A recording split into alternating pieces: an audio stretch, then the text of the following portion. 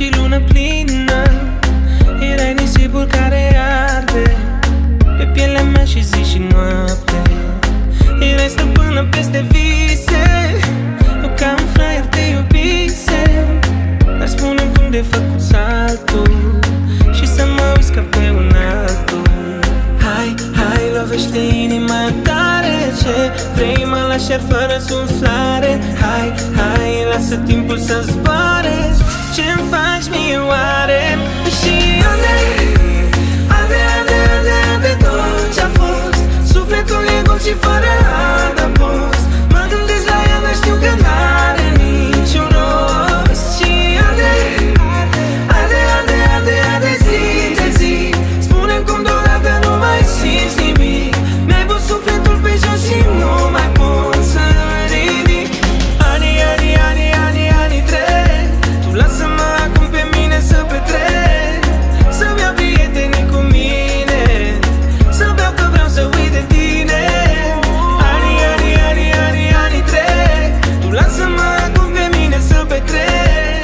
De ce mă sărutai în noapte, când tu iubeai în altă parte? Mai știi că nopțile cu mine pe drum spuneai să-ți desenez doar o poveste de iubire. Nu mai vreau să-mi amintesc. Aud genericul de filme, știi al nostru îmi imaginez că ești aici acum cu mine. Nu mai pot să mă controlez. Hai, hai, lovește inima tare, ce vrei mă lași iar fără suflare. Hai, hai, lasă timpul să zboare, ce-mi faci mie oare?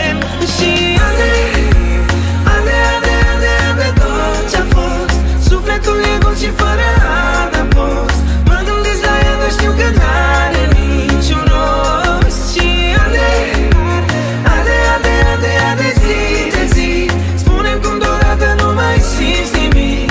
Mi-ai pus sufletul pe jos și nu mai pot să ridic.